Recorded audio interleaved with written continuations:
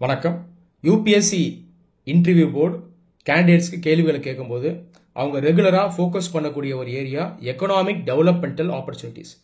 உங்கள் home state சம்மந்தமாகவோ மற்ற states சம்மந்தமாகவோ அவங்க ஃபியூச்சரில் டெவலப்மெண்டல் ஆப்பர்ச்சுனிட்டிஸ் என்னென்ன அப்படின்னு கேட்கக்கூடிய வாய்ப்புகள் இருக்குது.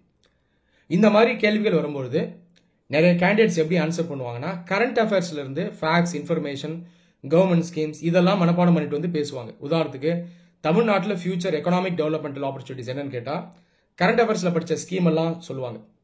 இதெல்லாம் அவங்க எதிர்பார்க்கல. இதை யார் வேணால் சொல்லலாம். யூபிஎஸ்சி போர்டு உங்ககிட்ட இருந்து எதிர்பார்க்கறது உங்களுடைய விஸ்டம், உங்களுடைய விஷன்.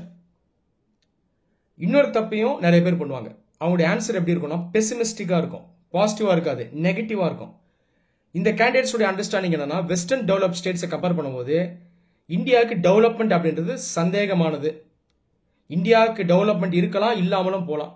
வெஸ்டர்ன் பீப்புளுடைய நேச்சர் வேற, நம்மளுடைய நேச்சர் வேற. இப்படியே ஆன்சர் பண்ணுவாங்க. அவங்களுடைய ஆன்சர்ல அந்த கான்ஃபிடன்ஸ் இருக்காது. சிம்பிளா சொல்லணும்னா இந்தியாவே அவங்க மதிக்க மாட்டாங்க. இந்த மாதிரியும் ஆன்சர் பண்ணக்கூடாது. இந்தியாவில் நிறைய வீக்னஸ் இருக்கலாம், தற்போதைக்கு பிரச்சனைகள் நிறைய இருக்கு, இல்லைன்னு சொல்ல. ஆனால் நீங்க பாசிட்டிவா பார்க்கணும், ஆப்பர்ச்சுனிட்டிஸை யூஸ் பண்ண பார்க்கணும். சரி, அப்போ எப்படி ஆன்சர் பண்றது? ஒரு சிம்பிளான எக்ஸாம்பிளோட நான் இதை எக்ஸ்பிளைன் பண்றேன், உங்களுக்கு இன்னும் பெட்டரா புரியும்.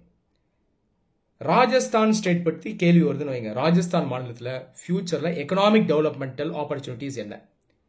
இந்த கேள்வி என்கிட்ட கேட்டால் நான் இப்படி தான் ஆன்சர் பண்ணுவேன். என்னுடைய விஷன் இதுதான். எனக்கு இந்த மனப்பாடம் வேணாம், நடப்பு செய்தியில் இருக்கக்கூடிய இன்ஃபர்மேஷன், ஸ்டாட்ஸ் எல்லாம் வேணாம். ஸோ என்னுடைய விஷன், விஸ்டமை வச்சு நான் ஆன்சர் பண்ணுறேன். நான் சவுத் இந்தியாவில் இருக்கேன், ரொம்ப தூரத்தில் இருக்கேன். ஆனால் நான் இப்படி தான் ராஜஸ்தானை பார்க்குறேன். Rajasthan can be developed as a Germany in India in future. ஃபியூச்சரில் ராஜஸ்தானை ஒரு ஜெர்மனியாக மாற்றலாம். நிறைய பேர் இதை வித்தியாசமாக பார்ப்பாங்க. இதில் நீங்கள் நம்பிக்கை வைக்கணும். 100% வாய்ப்பு இருக்குது. ஜெர்மனியை விட பெட்டராக கூட டெவலப் பண்ணலாம். எல்லா வாய்ப்புகளும் இருக்குது. இந்தியாவுடைய சீஃப் எக்கனாமிக் அட்வைசரே என்கிட்ட கேள்வி கேட்டாலும் இதை என்னால் ஜஸ்டிஃபை பண்ண முடியும். ஏன் அப்படிங்கிறத நான் சொல்கிறேன். நான் இப்படி தான் ஆன்சர் பண்ணுவேன். The state of Rajasthan has a largest area in India. இந்தியாவில் இருக்க மாநிலங்களில் லார்ஜஸ்ட் ஏரியா இது ராஜஸ்தான். இதுவே ஒரு பெரிய strength. Rajasthan state not very suitable for agriculture. நிறைய கிராப்ஸ் அங்கே விளைவிக்க முடியாது, ட்ரை ஸ்டேட். அதே நேரத்தில் அங்கே ட்ரை ஃபார்மிங்கான ஆப்பர்ச்சுனிட்டிஸ் இருக்கு. Millet cultivation, oil seeds cultivation, pulses கல்டிவேஷனுக்கான ஆப்பர்ச்சுனிட்டிஸ் இருக்கு. சோஷியல் ஃபாரஸ்ட்ரிக்கான ஆப்பர்ச்சுனிட்டிஸ் இருக்கு. அக்ரிகல்ச்சரையே நம்ம ராஜஸ்தானில் டெவலப் பண்ணலாம் அப்படின்னு சொல்லுவேன். அதை தாண்டி அங்கே இருக்கக்கூடிய மிகப்பெரிய opportunity industrial development. Rajasthan is a resource rich state. Lignite, mica, tungsten, copper, zinc இது எல்லாமே ராஜஸ்தானில் இருக்கு. நார்த் இந்தியாவில் இருக்கக்கூடிய one of the richest state எதுன்னு பார்த்தீங்கன்னா ராஜஸ்தான் தான்.